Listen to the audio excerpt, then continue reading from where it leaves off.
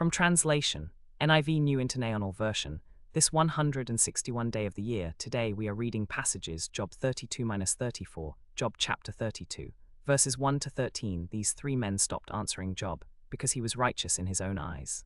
But Elihu son of Barachel the Buzite, from the family of Ram, became very angry. He was angry at Job because he justified himself rather than God. He was also angry at the three friends because they had found no answer, yet had condemned Job. Now Elihu had waited to speak to Job because they were older than he.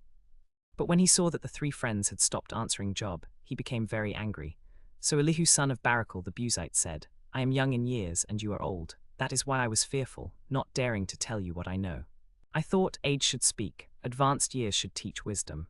But it is the spirit in a person, the breath of the Almighty, that gives them understanding. It is not only the old who are wise, not only the aged who understand what is right. Therefore I say, listen to me, I too will tell you what I know. I waited while you spoke, I listened to your reasoning. While you were searching for words, I gave you my attention, but when none of it convicted me, I must speak. Why all this? Be silent, and I will teach you wisdom. Job chapter 33, verses 1 to 40. But now, Job, listen to my words. Pay attention to everything I say.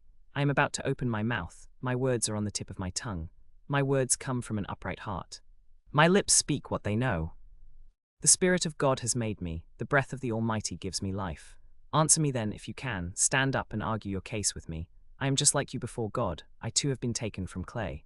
No fear of me ought to terrify you. My pressure on you will be light. Surely you have spoken in my hearing, and I have heard you say, I am pure without sin. I am clean and free from guilt. Yet God has found fault with me. He considers me his enemy. He fastens my feet in shackles and watches all my paths. But I tell you that in this you are not right, for God is greater than man. Why do you complain against him that he answers no one's words? For God does speak, now one way, now another, though people may not perceive it. In a dream, in a vision of the night, when deep sleep falls on people as they slumber in their beds, he may speak in their ears and terrify them with warnings, to turn them from wrongdoing and keep them from pride, to preserve them from the pit, their lives from perishing by the sword. Or they may be chastened on the bed of pain with constant distress in their bones, so that they loathe bread and disdain any food. Their flesh wastes away to nothing, and their bones, once hidden, now stick out. They draw near to the mouth of the grave, life slips away from them. Yet if there is an angel on their side, one messenger out of 1,000, sent to tell them how to be upright, and he is gracious to that person and says to God, spare them from going down to the pit. I have found ransom for their life. Then his flesh is renewed like a child's, he is restored to the days of his youth. He prays to God who accepts him, that he may see his face. God gives him his face, and he sings about him. Others see his and are struck with terror, they come to a fearful end. They declare to others, I sinned and perverted what was right, and it was not repaid to me. God has delivered me from going down to the pit, and I shall live to see the light. Indeed, God does all these things to a person, twice, even 3 times, to turn them back from the pit, that the light of life may shine on them. Pay attention, Job, and listen to me. Be silent, and I will speak. But if you have anything to say, answer me, speak up, for I want to justify you. If I have unjustly accused you, O my adversary, show me where you have been right. I would use my mouth to argue the case for you. I would give you my full support if you were in the right. I would still shake my head at you and multiply my blows against you with my lips. If you think I am right, you should speak and stand up for me. If not, you can turn to me, for I have prepared my case.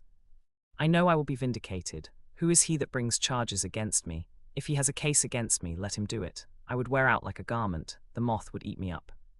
Job chapter 34, verses 1 to 34. By myself I cannot do anything. I judge only as I hear, and my decision is just, because I seek not to do my own will, but the will of him who sent me. Then Elihu said, hear my words, you wise men. Listen to me, you men of understanding.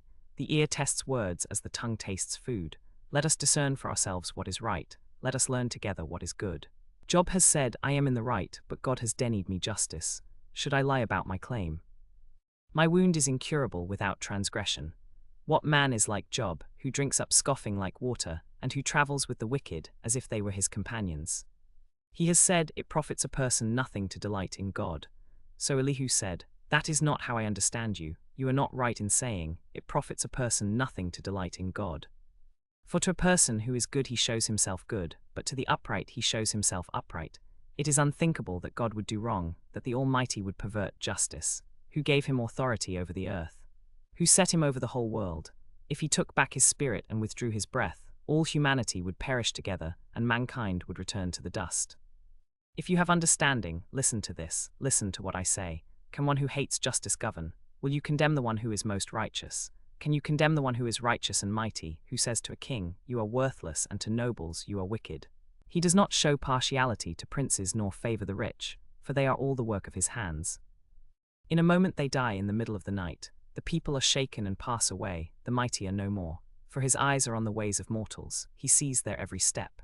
There is no deep shadow where the wicked can hide. He sees all their ways, for he does not need to take a census of people, so that he can discover everyone's guilt. Men will say to him, "Where then have you been?" And you do not see what is happening. But he knows what they do, he watches their every step. For the wicked will be punished for their deeds, and the roots of their growing will be cut off. The righteous will see their downfall and be glad. The innocent will mock them, saying, "Look, those who did not deserve to be treated with violence have had their final reward. Surely you have those who sow reaping injustice, and who eat the fruit of their schemes. But the righteous will inherit well-being, for their hands are clean. If people listen to me, they will live in safety and be at ease, without fear of disaster. Let me tell you, listen to me. If you have anything to say, answer me.